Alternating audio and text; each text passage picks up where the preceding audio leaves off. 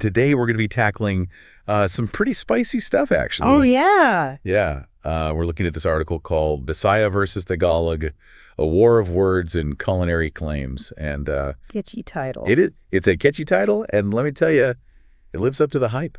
Really? Oh, yeah. There's some serious trash talk going on in this thing. It's great. Interesting. Yeah. So we're diving deep into Filipino culture today, looking at this rivalry between the Bisaya and the Tagalog people.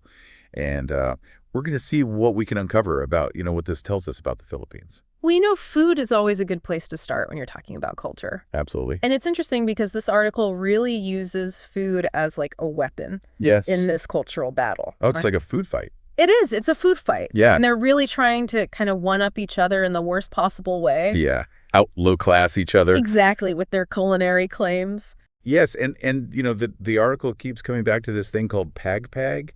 Are you familiar with this? Yeah, pag-pag is it's kind of a grim reality in Manila, driven by poverty. Right. But it's basically leftover food that's often, scavenged and then reprocessed and sold. Oh, wow. So when these groups are using it as an insult, it's not just about disliking a certain food. Right. It's really tapping into some really tough socioeconomic realities. Yeah, and it's not just the food itself that's interesting, it's the language they use. No, the language is colorful for sure. Yeah, the article mentions the Bisaya people calling Tagalog people Tagalog. Oh, yeah. Which I'm gathering is not a term of endearment. Not at all. No.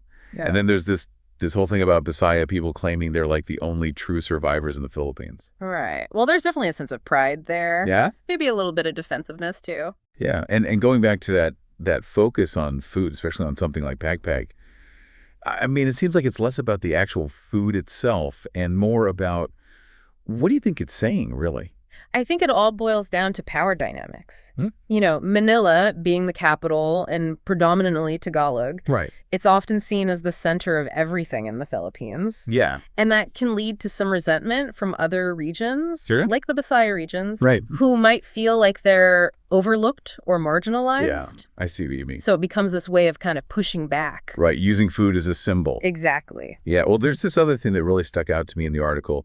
They were talking about Bisaya people coming to Manila just to eat pag-pag and play the Mobile Legends character Zilong, Oh, yeah, that's a classic. carrying cement instead of their team. Yeah, gotta love the gaming stereotypes. Right, so this whole thing about connecting food and gaming skills to regional identity, is that a common tactic, do you think, for stereotyping? Oh, absolutely. It's classic othering. Right. You take these seemingly random things like food preferences or how good someone is at a video game, Right. and you link it to their regional identity. Right. It usually has very little basis in reality, Right.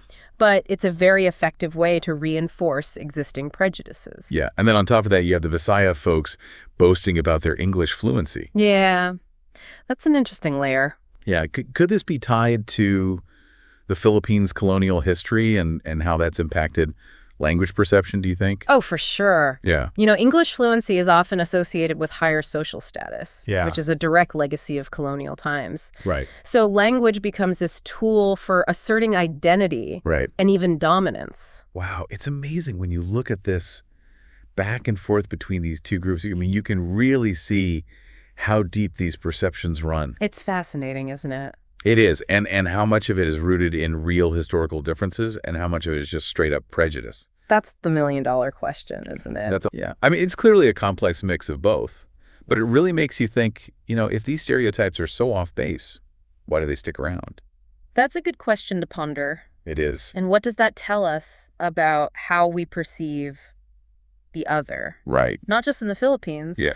but everywhere. All over the world. Exactly. Well, on that note, I think we'll wrap up this deep dive Sounds good. into Bisaya versus Tagalog, food fights, and cultural clashes. Food for thought. Indeed it is. Thanks for joining us, everyone. Thanks for having me. And we'll see you next time for another deep dive. Looking forward to it. All right. Bye. See ya.